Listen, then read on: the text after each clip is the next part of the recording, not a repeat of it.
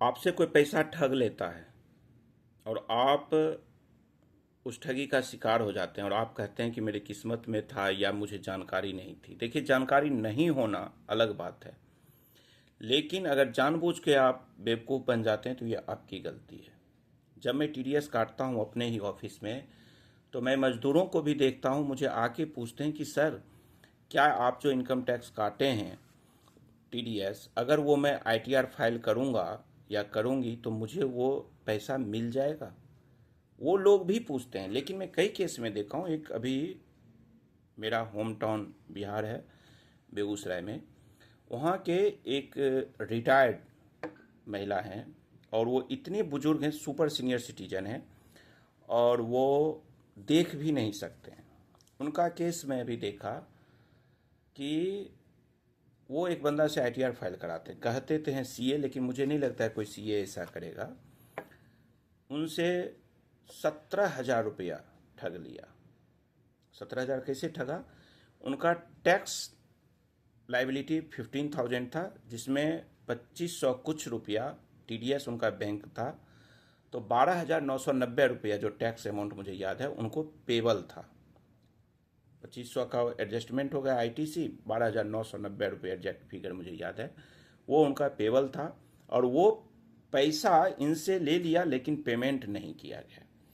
Acknowledgement जो आता है ना, एक्नॉलेजमेंट पे बाइफिकेशन नहीं होता, उस पर टोटल रहता है 15,000 टैक्स पेबल का, और टैक्स आपने पे किया। उस बंदे का आईटीआर देख के मुझे आश्चर्य हुआ, और जब मैं उनको कहा कि आपसे ठगा जा रहा है, तो अब वो बंदा उनको कह रहा है कि पोर्टल ऑन नहीं हुआ है।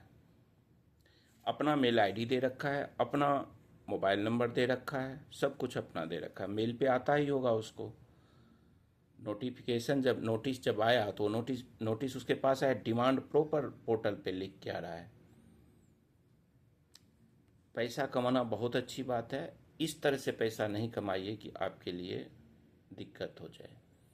ये एक केस यहाँ पे तो देखिए पूरा का पूरा ठगने का कोशिश किया जा रहा है, तो ऐसे में अवेयर जरूर रहिए। और टैक्स जमा किए तो आपका चालान लीजिए, टैक्स जमा हुआ मेरा तो भाई चालान दे दे, मुझे ज़रूर मांगिए। दूसरा एक केस है लुधियाना का, एक जैन साहब चार्टर्ड अकाउंटेंट हैं, वो तो चार्टर्ड अकाउंटेंट हैं, उनसे मेरी बात भी हुई, और वहाँ पे मैं टैक्स पेयर की भी गलती मानता हूँ।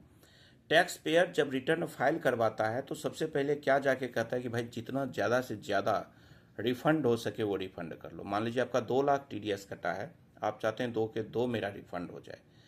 इस प्रेशर में आकर के, और एक प्रोफेशनल्स की कमी क्या होती है, अपना फी होना चाहिए। आईटीआर मैंने आपका भरा, मेरा 2,000 4,000 5,000 जो भी फी है वो फी लें, चाहे उसमें रिफंड हो या कुछ हो, तो उससे मतलब नहीं होता। आप किसी भी कंपनी का जो सीए फाइल किया जाता है वहाँ उससे मतलब नहीं होता है रिफंड कितना है, कोई परसेंटेज नहीं होता है। लेकिन छोटे सैलरी में ये ऐसा चीज़, सैलरी होल्डर वालों के लिए ये ऐसा मैं देख रहा हूँ मार्केट में।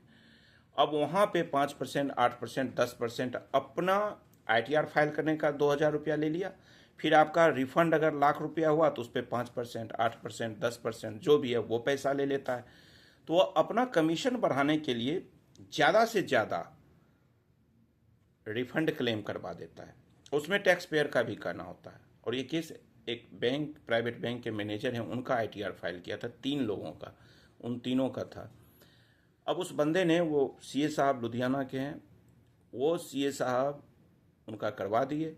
और करवाए थे क्या किए कि सैलरी इनकम में लगभग 1,25,000 रुपये पर मंथ सैलरी है, और उस बंदे का 50,000 पर मंथ का दिखा दिए थे रेंट। एचआरए बड़ा तगड़ा सेक्शन था, इसलिए गवर्नमेंट भी इस सब चीज़ को ख़त्म कर दिया है नए टैक्स रिजीम में।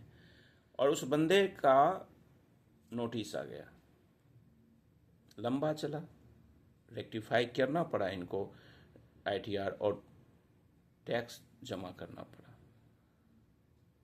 रिफंड पहले आ गया, उसके बाद नोटिस आया, और उसमें भी देखिए रिफंड आने के बाद नोटिस आता है। तो गलत तरीके से ना तो पैसा कोशिश करिए कमाने का। प्रोफेशनल जो है उनका रिस्पेक्ट तभी रहता है जब आप ईमानदारी से पैसा किसी से लेते हैं।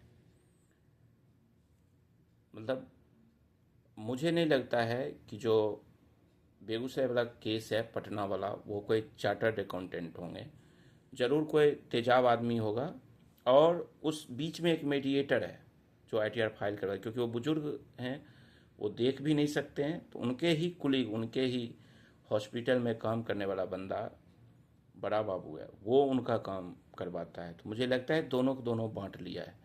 और सबसे बड़ा चीज़ देखिए, जो बैंक से टीडीएस आपके अकाउंट में कटता है और आपके 26 AS पे जमा होता है, वो आम आदमी को नहीं पता होता है, जो इस चीज़ के बारे में नहीं जानता है। बैंक वाला, ऐसे तो कंपनी नौकरी में है तो आपको पता होता है, लेकिन बैंक वाला इंटरेस्ट का टीडीएस नहीं पता होता है। उन लोगों को वो 25, अब सोचियो कितने बुजुर्ग लोग हैं, देख नहीं सकते हैं, और उनके साथ इस तरह से ठग करके पैसा कमाना कितना अच्छा होगा।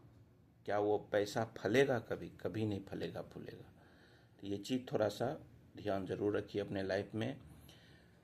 ईमानदारी से 2 पैसा कमाइए, सुख से रहिएगा। नहीं तो एक चीज़ समझिएगा कि जैसे हमारे जो पितृदोष जो सुनते हैं सनातन धर्म में, जो हमारे पिताजी की जो संपत्ति थी, जैसे उन्होंने घर बनाए, उस घर में मैं रह रहा हूँ, यानी उनका जो चीज़ था वो मुझे मिला, उनके कर्म का चीज़। ठीक उसी तरह अगर वो कुछ बुरा कर्म करें होंगे तो वो भी हमें भोगना पड़ेगा, वो भी ट्रांसफ़र होगा।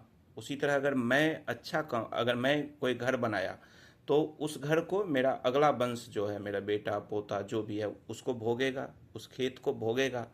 ठीक उसी तरह अगर मैं बुरा काम करूँगा तो वो भी उसको भोगना पड़ेगा।